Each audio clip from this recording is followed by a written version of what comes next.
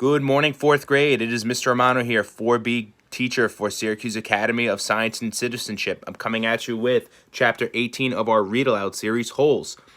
You guys know that you can always rewatch, pause, stop, start the videos at your own leisure. The goal is to just get as much done as possible. Remember that any of the teachers that post videos, you guys can watch them over and over again. That's why we're doing it. Chapter 18.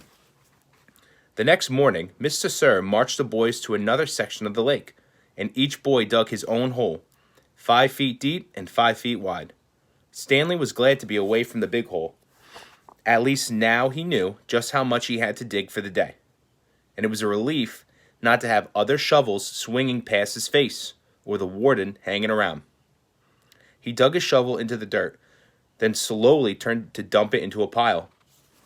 He had to make his turn smooth and slow. If he jerked too quickly, he felt a throbbing pain just above his neck where Zigzag's shovel had hit him. That part of his head, between his neck and his ear, was considerably swollen. There were no mirrors in camp, but he imagined he had looked like he had a hard-boiled egg sticking out of him. The remainder of his body hardly hurt at all. His muscles had strengthened, his hands were tough and calloused. He was still the slowest digger, but not all that much slower than Magnet. Less than 30 minutes after Magnet returned to camp, Stanley spat in his hole. After his shower, he put his dirty clothes in his crate and got out his box of stationery. He stayed in the tent to write the letter so Squid and the other boys wouldn't make fun of him for writing to his mother. Dear Mom and Dad, camp is hard but challenging. We've been running obstacle courses and have to swim long distances on the lake.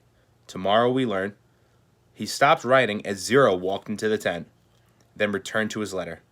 He didn't care what Zero thought. Zero was nobody. To rock climb, I know that sounds scary, but don't worry. Zero was standing beside him now, watching him write. Stanley turned and felt his neck throb. I don't like it when you read over my shoulder, okay? Zero said nothing.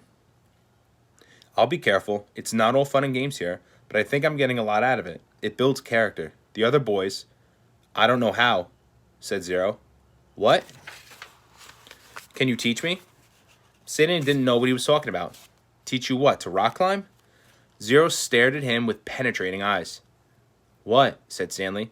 He was hot, tired, and sore. I want to learn to read and write, said Zero. Stanley let out a short laugh.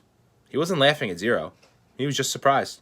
All this time he had thought Zero was reading over his shoulder. Sorry, he said. I don't know how to teach. After digging all day, he didn't have the strength to try to teach Zero to read and write. He needed to save his energy for the people who counted. You don't have to teach me to write, said Zero, just to read. I don't have anybody to write to.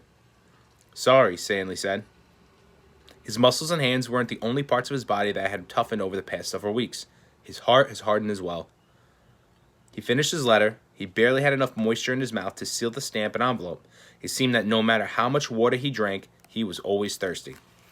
So, we're starting to find some things out about our characters. Last chapter, we found out some information about Zigzag when he hit Stanley, and now we're starting to get a little bit more in-depth detail about Zero. As always, you guys can pause, start, stop, and rewatch the videos. Remember, just try and get as much done as you can. I love and miss you. I cannot wait to see you guys back in the classroom. Ciao.